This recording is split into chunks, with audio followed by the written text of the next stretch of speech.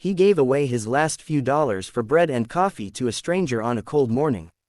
What he didn't know was that this single act would set off a chain of kindness stretching across the city, transforming lives, building futures, and proving that one small act creates infinite ripples. It was one of those gray mornings in New York City, when the streets seemed colder not because of the weather but because of the rush in people's faces, everyone too consumed by their own battles to notice anyone else, and in the middle of that endless stream of footsteps, horns, and hurried voices was a young man named Daniel, a college student barely making ends meet by working night shifts at a grocery store while chasing his dream of becoming a writer, carrying in his heart both hope and exhaustion. That day, as he stumbled out of a late night shift with his bag heavy on one shoulder and his eyes burning with fatigue, he saw a sight that halted him: an old woman sitting on the curb outside a bakery, her thin gray sweater hardly shielding her from the biting air, her wrinkled hands holding a paper cup that remained empty while hundreds of shoes passed her by without pause. And for a moment Daniel felt that same helplessness that he'd often felt in his own life, that tug of wanting to help but not knowing if one person's action could make any difference in such a vast sea of suffering.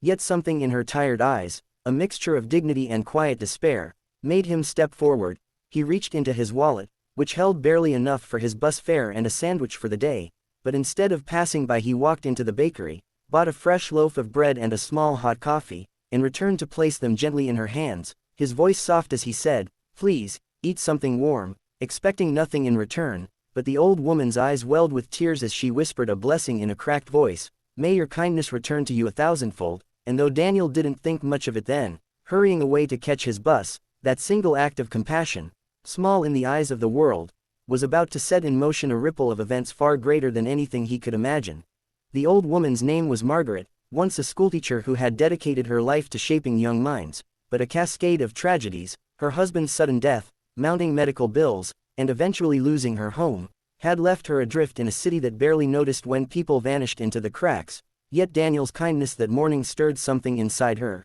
a reminder that her existence still mattered, and she carried that warmth with her when later that day she saw a young mother struggling with a crying baby on the subway, her hands full with grocery bags and her face pale with exhaustion, and instead of sitting silently as she often did, Margaret leaned over with a gentle smile, offering to hold the baby for a few minutes so the mother could catch her breath, an act so small and simple yet so precious in that moment that the mother nearly cried with relief, whispering thank yous as the baby calmed in Margaret's arms. The mother, whose name was Elena, worked double shifts as a nurse while raising her child alone, and that one moment of unexpected kindness gave her enough strength to push through her difficult day with a little more hope, which mattered more than words could describe. And later that week, when Elena saw a teenage boy outside the hospital cafeteria struggling to count coins to buy himself a sandwich, she remembered Margaret's smile and the peace it gave her, so she quietly slipped a few dollars to the cashier to cover his meal before the boy even noticed. The boy, named Jacob, had been skipping meals to save up for art supplies because his dream was to apply for an art scholarship, and when he received that sandwich, along with the surprise of not having to pay for it, he felt for the first time in weeks that maybe the world wasn't entirely against him, and the nourishment and encouragement he gained that day allowed him to finish a painting that would later catch the eye of someone important. What none of them knew was that this invisible chain, set in motion by Daniel's decision to buy bread and coffee for a stranger, was now weaving itself through people's lives in ways unseen, gathering momentum like waves forming from a single pebble dropped into still water, and with every act passed forward, the ripple grew stronger, spreading kindness into corners of the city that desperately needed light. Weeks later, Jacob's painting, an abstract yet soulful piece depicting hands reaching for one another through a storm, was displayed at a local youth art exhibition, where among the visitors was a well-dressed woman named Clara, the CEO of a nonprofit organization focused on community development, who stopped in front of the canvas and found herself strangely moved, the colors and strokes stirring an ache in her chest, reminding her of her late brother who had once dreamed of becoming an artist before life's struggles cut his journey short. And when she read the small plaque beneath the painting that said it was created by a struggling student with limited means, she felt compelled to meet Jacob and ask about his story. After hearing about his hardships, his skipped meals, and his perseverance, Clara decided not only to sponsor Jacob's education but also to launch a new scholarship program under her nonprofit to support underprivileged youth in the arts, a decision that within months would change the lives of dozens of teenagers who had once felt unseen. Meanwhile, Elena, the nurse, began volunteering part-time at the very same nonprofit after learning about it through Jacob,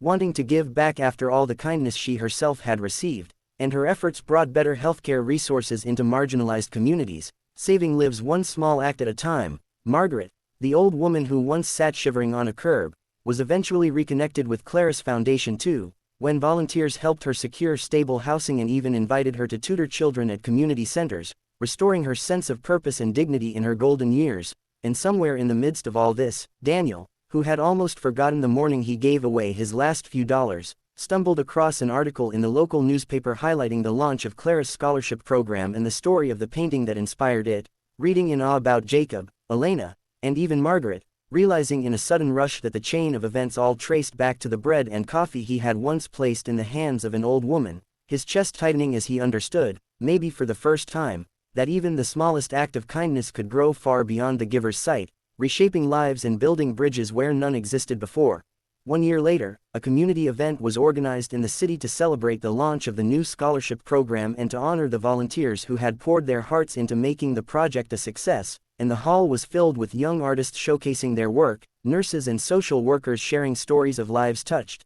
and families who had found hope after despair, all brought together by invisible threads of compassion. Daniel attended out of curiosity, still unsure if his presence mattered, but as he walked through the exhibits and listened to the stories, he realized that in ways he never planned, his single moment of hesitation turned to action had indeed mattered